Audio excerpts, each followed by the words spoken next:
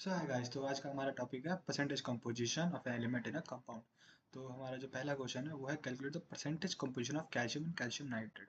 Percentage composition कुछ नहीं होता कि बस उस एक जैसे कैल्शियम एंड कैल्शियम नाइट्रेट एक कंपाउंड के अंदर एक एलिमेंट कितना प्रेजेंट है, कितना परसेंट प्रेजेंट है, वो होता है आपका परसेंटेज कंपोजिशन। ठीक है, क्वेश्चन से मैं एक्सप्लेन करूंगा, ज़्यादा बेटर समझ में आता है। बिल्कुल परसेंटेज कंपोजिशन बस इतना ही है कि एक एलिमेंट का कितना कंपोजिशन है उसके एक कंपाउंड में। ठीक है, तो हम देख लेते हैं calculate the percentage composition of calcium and calcium nitrate.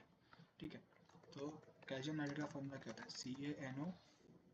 CaNO3, यहाँ पे ऐसे ब्रैकेट लग जाता है। ठीक है, और फिर यहाँ पे सब्सक्रिप्ट में 2। ठीक है, CaNO3 ट्वाइस। तो सबसे पहले हम क्या करेंगे, इसका मॉलिक्यूलर मास निकालेंगे। कैलकुलेट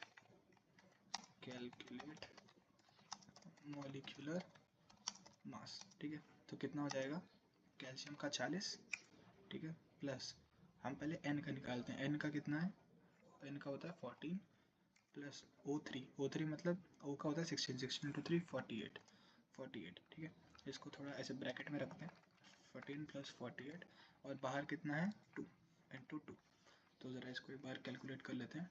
14 प्लस 48 ये हो जाता है 62 मल्टीप्लाई बाई 2 तो 124 प्लस 40 ये आपका आता है 164। तो ये कितना आ जाता है? 164 AM। ठीक है, या ग्राम भी लिख सकते।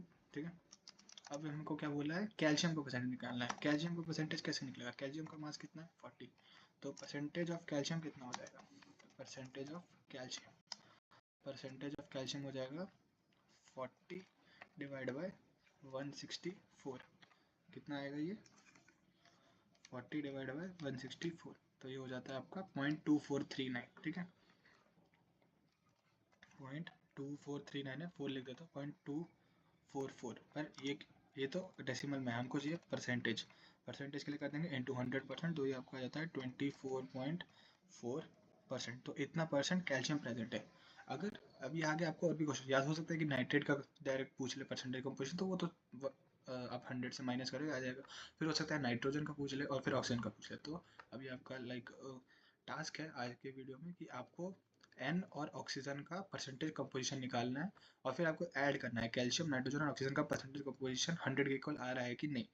बिल्कुल आना चाहिए, अगर नहीं आ रहा है तो आपकी कैलकुलेशन में एरर है। ठीक है, तो ये हमारा हुआ फर्स्ट क्वेश्चन। अभी हम देख लेते हैं सेकंड क्वेश्चन।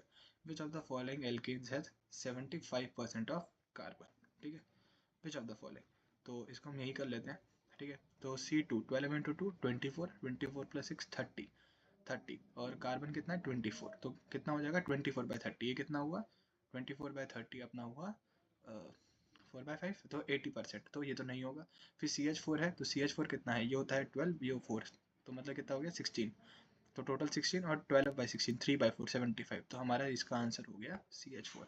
अगर ये मल्टी चॉइस हो तो अगर आप MCQs की तैयारी करते हो तो आपको पता होगा कि कभी कभार मल्टी चॉइस में आया था। तो हम ये भी देख लेते हैं। C3H8, तो 12 3 36 प्लस 8 44 36 डिवाइड बाय 44। ठीक है, 36 डिवाइड बाय 44, तो ये आपका आता है 81%। तो ये भी नहीं होगा। फिर बचता है आपका C4H10, तो ये हो जाएगा 12 इंटू 4 48 प्लस 10 58।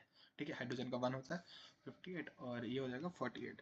तो 48 डिवाइड बाय 58, तो ये भी आपका 83% आता है। तो आंसर क्या हो जाएगा? CH4। ठीक है, बस यही है परसेंटेज कंपोजिशन कि किस में हो सकता है। ये क्वेश्चन थोड़ा उल्टा भी हो सकता था, ये पूछा था 25% ऑफ हाइड्रोजन, तो हाइड्रोजन का परसेंटेज निकाल लेते। ठीक है, तो ऐसे आप किसी भी एलिमेंट का परसेंटेज निकाल सकते हो, बस उसका मॉलिक्यूलर मास लेना है जिस एलिमेंट का पूछा है, divided by total molecular mass of that compound. ठीक है, अब इसको देखते हैं। The atomic composition of the entire universe is approximately given below. H 93% और He है 7%। ठीक है, hydrogen atoms constitute what percentage of universe by mass? ठीक है, तो मास देखिए, तो अब देखते हैं इन्होंने क्या बोला। हाइड्रोजन कितना है? 93% है। परसेंट में है तो परसेंट में ही रखते हैं इंटू 1, क्योंकि इसका मॉलिक्यूलर मास कितना है? 1।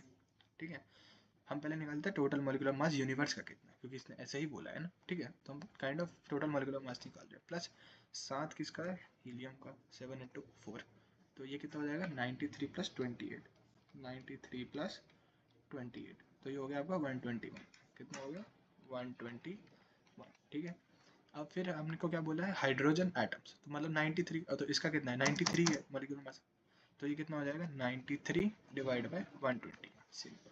और ये कैसे है, हाइड्रोजन एटम्स क्या है, constitute what percentage universe by mass, तो मास की बात हो रही है। मास क्या भाई, सेम आपने मास उठाया तो कर लेते हैं 93 डिवाइड बाय 121, तो ये आपका आ जाता है 0.768, तो यानी कि 77%। ठीक है, तो आई होप आपको ये सारे क्वेश्चन समझ में आए होंगे। तो आप जरूर नाइट्रोजन और ऑक्सीजन का परसेंटेज कंपोजिशन जरूर निकालना। So that is for today guys, thank you guys for watching.